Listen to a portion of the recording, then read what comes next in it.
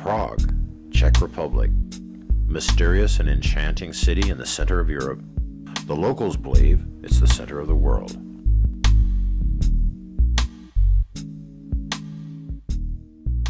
Beautiful morning overlooking the beautiful city of Prague.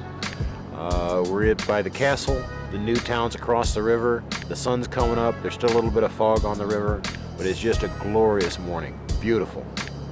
Welcome to Prague. We are starting our walking expedition Prague 2006 with a very old monastery. The monastery is called Strahov and it was founded in 1142. And recently they made the movie James Bond here. So it's proof it's still famous and it will be world famous after seeing the movie next year. So in the monastery there is not only the church where the monks were praying, there are also beautiful libraries, but there is also the brewery where you can try the holy beer, Beer Saint Norbert.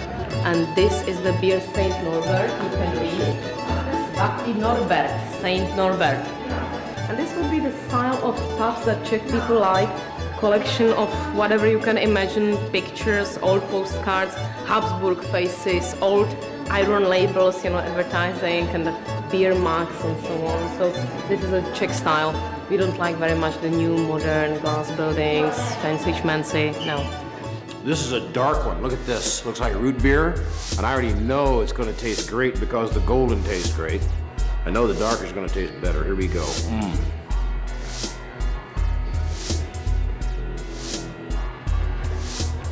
Oh man, I could drink that all day long. Many local people, they have a sort of competitions, you know, who can drink more. Some boys, they just fell from the table and they take them to hospital and they must stay in hospital then and so on.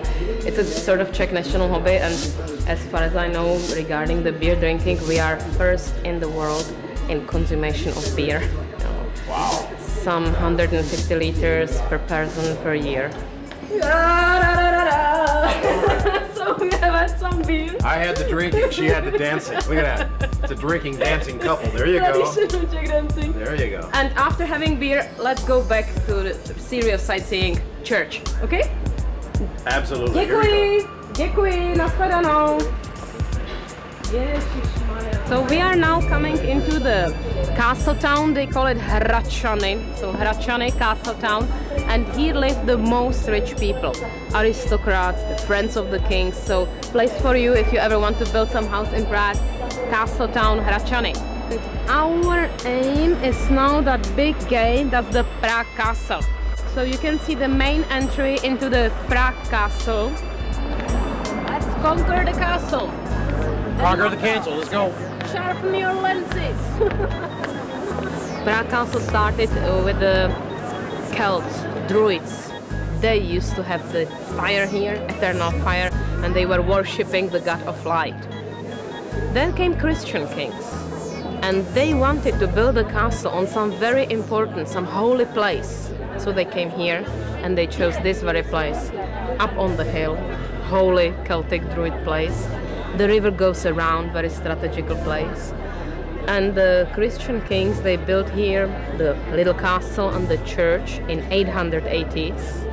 And the church, they devoted to patron saint of light, the same kind of devotion. Patron saint of light in Christianity is Saint Vitus or Saint Vitus. So the locals were coming here worshipping some light, and they just switched the religion from pagan into the Catholic. 880s. That was the beginning of the castle. Interesting. Finally, we are coming to Saint Vitus Cathedral, the spiritual symbol of Czech country. It's the most important church. It took them several years to build it. They started in 1344 and finished in 1929. So a few years. And here we are coming into the Saint Vitus Cathedral. You can see the beauty. Amazing. They celebrate Mass in here all the time. They just got the church back 2 weeks ago from the Communist Party.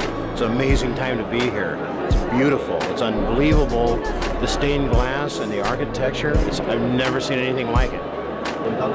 Gothic would have a typical features, pointed arch. Pointed arch can carry more heavy burden. Some simple mason in France in 1200s started to use pointed arch. And then it became to be basic shape, basic feature for Gothic. Thanks to this pointed arch, they could build taller churches, tall cathedrals. Gothic goes to God. It's trying to reach the heaven.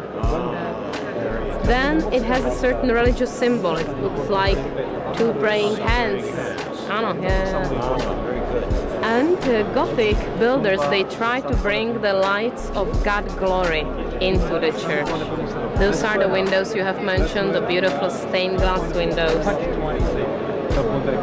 And you know, we are people from modern times, we have telly every day, you know, but those medieval people, they didn't have any telly, they couldn't read. But they could come every Sunday for praying into this little heaven, the Holy Jerusalem, they call it also.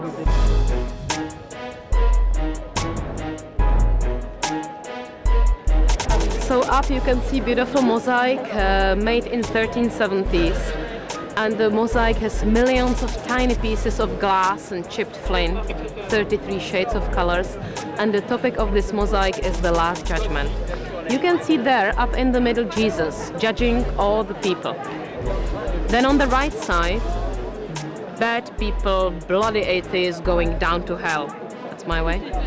And then you can see on the left side, resurrection, good people, Catholic people waking out of graves. The message is you can choose and you will be judged. This gate was the main gate for the coronation ceremonies, for the kings. And every king could read the message, you will be judged.